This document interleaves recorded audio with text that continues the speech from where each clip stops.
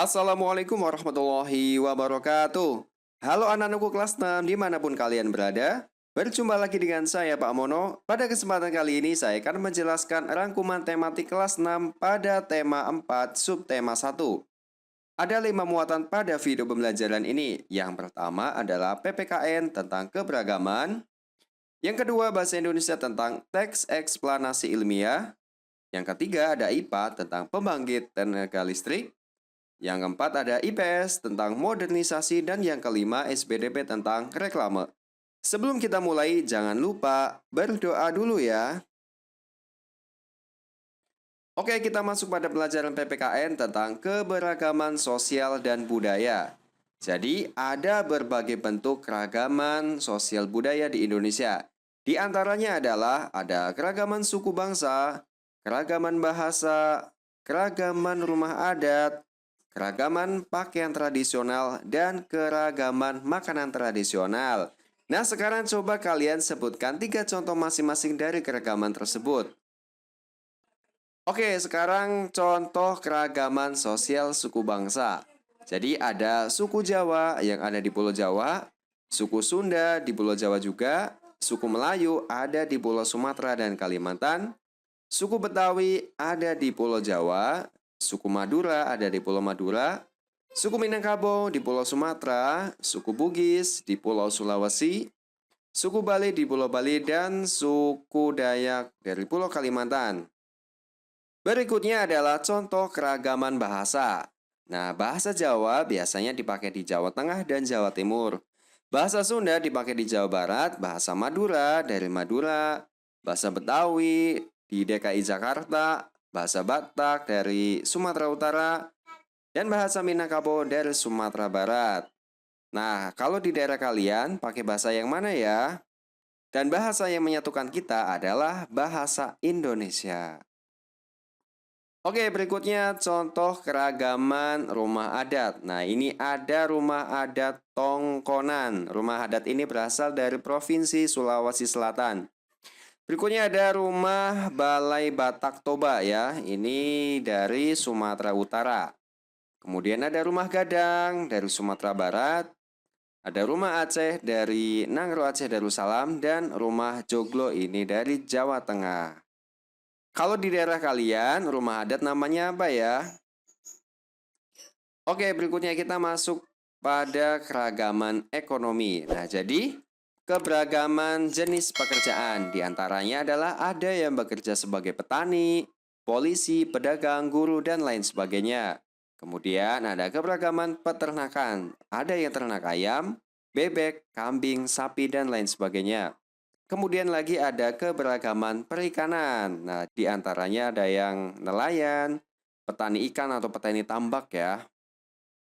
Kemudian ada keberagaman perdagangan. Misalnya ada pedagang pakaian, pedagang elektronik, makanan, sembako, dan lain sebagainya. Nah, sekarang kita masuk pada pelajaran bahasa Indonesia tentang teks eksplanasi ilmiah. Jadi, teks eksplanasi ilmiah ini adalah teks yang menerangkan suatu proses yang bersifat ilmu pengetahuan alam. Teks eksplanasi ini berfungsi untuk memberikan penjelasan kepada pembaca tentang proses terjadinya sesuatu yang disusun menurut prinsip sebab akibat. Kemudian teks eksplanasi ini terdiri atas ada pernyataan umum atau pembukaan, deretan penjelas atau isi, dan penutup sebagai kesimpulan. Sekarang kita belajar bagian-bagian teks eksplanasi ya. Jadi, yang pertama ini ada bagian umum atau pembuka, berisi informasi singkat tentang apa yang akan dibicarakan atau diinformasikan. Kemudian yang kedua ini ada deretan penjelas. Nah, ini berisi urutan uraian atau penjelasan tentang proses dari peristiwa yang terjadi dan dijelaskan secara bertahap atau berurutan. Yang ketiga ini ada bagian penutup. Nah, bagian penutup ini adalah kesimpulan yang berisi interpretasi atau pendapat singkat penulis tentang topik yang dijelaskan. Oke, berikut ini adalah contoh bagian teks eksplanasi. Bisa kalian buka buku temanya yaitu tema 4 halaman 25. Nah, bagian pernyataan umum atau pembukaan ini adalah Listrik memiliki peran penting di era globalisasi. Tidak dapat dipungkiri bahwa globalisasi terjadi karena perkembangan teknologi di berbagai bidang. Nah, untuk bagian deretan penjelasnya diantaranya adalah setelah energi listrik dihasilkan di pusat pembangkit, energi listrik tersebut kemudian dinaikkan tegangannya oleh transformator penaik tegangan hingga 500 kV. Kemudian disalurkan ke berbagai tempat menggunakan sistem transmisi yang dinamakan saluran udara tegangan ekstra tinggi atau SUTET. Kemudian bagian penutupnya adalah dengan adanya listrik, kini masyarakat dapat mengakses informasi yang berasal dari berbagai belahan dunia. Oke, itu contohnya ya, bagian-bagian teks eksplanasi ilmiah pada buku tema 4 halaman 25. Nah, kemudian tanpa listrik tentunya hal tersebut tidak akan bisa terjadi. Oke, sekarang kita masuk pada pelajaran IPA tentang pembangkit energi listrik. Nah, ada 7 macam pembangkit tenaga listrik yang ada di Indonesia dan saat ini terus dikembangkan. Yang pertama ada pembangkit listrik tenaga uap atau PLTU. Jadi, pembangkit listrik ini memanfaatkan energi kinetik dari uap sehingga menimbulkan energi listrik dengan bahan bakar dari batu bara yang menggerakkan turbin generator mesin. Yang kedua adalah pembangkit listrik tenaga gas atau PLTG. Nah, di PLTG ini yang menjadi bahan bakar turbin generator berupa gas. Jadi, sumber energi dari gas ini nantinya dapat menghasilkan energi listrik dengan skala yang cukup besar.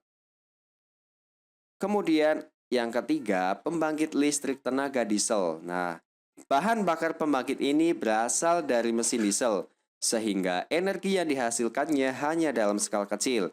Misalnya dalam skala rumahan ya, atau biasanya dipakai dalam hajatan. Oke, kemudian yang keempat ada pembangkit listrik tenaga panas bumi. Yang dimanfaatkan sebagai bahan bakar turbin generator adalah energi panas yang bersumber langsung dari perut bumi. Kemudian yang kelima, pembangkit listrik tenaga surya atau PLTS. Sumber energinya berasal dari panas matahari. Biasanya banyak dijumpai dari unit-unit rumah, hunian, ataupun bangunan, atau juga bisa area yang cukup terbatas. Kemudian yang keenam ada pembangkit listrik tenaga air atau PLTA. Air merupakan sumber daya alam yang paling banyak ditemukan dan menjadi sumber energi yang paling berpotensi untuk menghasilkan listrik. Kemudian yang ketujuh adalah pembangkit listrik tenaga angin atau bayu, yaitu PLTB. Memanfaatkan tenaga yang dihasilkan oleh hembusan angin. Ada dua jenis PLTB di Indonesia, yaitu PLTB di darat dan PLTB di lepas pantai. Nah, sekarang masuk pada proses pada pembangkit listrik tenaga air atau PLTA. Silakan kalian perhatikan pada gambar. Yang pertama adalah air, kemudian masuk melalui pintu dan diatur oleh kartu pengaman nomor 3. Nah, selanjutnya nomor 4 ini air masuk ke tangki pengaman tekanan.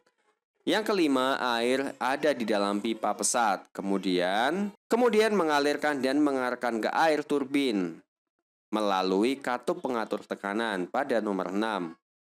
Air kemudian menggerakkan turbin. Energi gerak tersebut kemudian diubah menjadi energi listrik oleh generator pada nomor 8. Energi listrik dari generator ini diatur oleh transformator nomor 9. Energi listrik kemudian disalurkan ke konsumen. Nah, bagaimana sih listrik bisa sampai ke rumah kalian? Jadi pembangkit listrik ini dihasilkan di pusat pembangkit. Kemudian listrik ini disalurkan ke berbagai tempat menggunakan sistem transmisi, yaitu saluran udara tegangan ekstra tinggi atau SUTET. Nah, listrik ini masuk ke gardu induk. Kemudian listrik disalurkan ke gardu distribusi dan menjadi tegangan rendah, yaitu 220 volt untuk disalurkan ke rumah warga. Nah, mengapa sih bisa terjadi mati lampu atau listrik padam? Nah, faktor-faktor yang menyebabkan mati lampu diantaranya adalah ketidaksiapan pembangkit tenaga listrik, kemudian ada gangguan transmisi atau gangguan distribusi, Dan yang ketiga adalah gangguan alam seperti adanya petir, pohon yang tumbang, dan hewan yang menyentuh jaringan. Oke, berikut ini adalah ada penemu PLTA. Jadi, Nikola Tesla adalah penemu sistem pembangkit dan transmisi listrik pada tahun 1895. Nikola mengembangkan penemuannya dengan membangun pembangkit listrik tenaga air atau PLTA pertama di dunia. PLTA ini memanfaatkan air terjun yang ada di Niagara, Amerika Serikat. Selanjutnya kita masuk pada pelajaran IPS, yaitu peran Indonesia di lingkup ASEAN. Bentuk kerjasama Indonesia dengan negara-negara Asia Tenggara di masa globalisasi adalah kerjasama pertemuan Menteri Luar Negeri ASEAN, mengadakan pertemuan ASEAN Squared, dan memajukan ilmu pengetahuan dan teknologi di ASEAN. Nah, contoh kerjasama di bidang sosial budaya negara ASEAN adalah pengembangan sumber daya manusia, peningkatan kesejahteraan, program peningkatan kesehatan atau makanan dan obat-obatan, pertukaran budaya dan seni, dan juga festival film ASEAN, dan penyelenggaraan pesta olahraga 2 tahun sekali atau SEA Games. Apa sih globalisasi? Globalisasi adalah proses mendunianya suatu hal. Jadi, globalisasi ini didukung oleh berbagai faktor seperti perkembangan teknologi, transportasi, ilmu pengetahuan alam, dan telekomunikasi. Globalisasi ini berpengaruh pada perubahan berbagai aspek kehidupan dalam masyarakat. Kita pun bisa merasakan betapa mudahnya berkomunikasi dengan sahabat dan keluarga melalui smartphone. Apalagi di masa pandemi seperti ini, kita belajar secara daring ya. Itu termasuk contoh globalisasi. Oke, sekarang kita mengenal seni batik. Nah, seni batik ini berawal dari seni tradisional yang dibuat khusus untuk para petinggi keraton pada zaman kerajaan di Nusantara. Seiring dengan perkembangannya, kain batik telah dipakai oleh berbagai kalangan, bahkan telah mendunia. Pada tanggal 2 Oktober 2009, UNESCO memberikan pengakuan dan mengesahkan secara resmi batik Indonesia sebagai warisan budaya dunia. Sekarang kita masuk pada pelajaran SBDP tentang reklame. Reklame adalah suatu karya seni rupa yang bertujuan untuk menginformasikan, mengajak, menganjurkan, atau menawarkan produk atau sesuatu berupa barang atau jasa kepada konsumen. Tujuan reklame ini untuk menginformasikan, meyakinkan, mengingatkan, dan menawarkan suatu barang, jasa, kegiatan, atau pesan tertentu. Kemudian sifat reklame diantaranya adalah reklame ada yang bersifat komersial dan non-komersial. Komersial ini digunakan oleh pedagang untuk menawarkan barang atau produknya. Sedangkan non-komersial ini digunakan untuk mengajak masyarakat untuk melakukan suatu hal. Misalkan hidup bersih, hemat energi, dan lain sebagainya.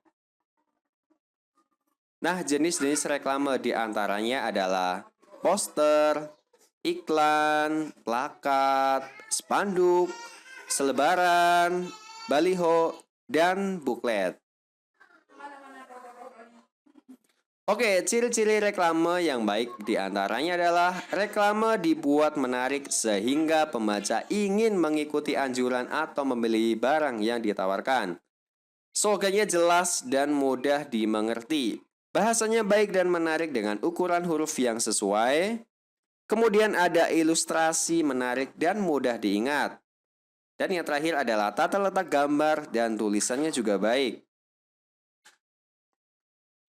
Oke, demikian video pembelajaran ini. Semoga bisa bermanfaat untuk kalian. Tetap semangat belajar, karena siapa yang bersungguh-sungguh maka dia akan berhasil. Manjada wajada. Sampai bertemu kembali pada video berikutnya. Assalamualaikum warahmatullahi wabarakatuh.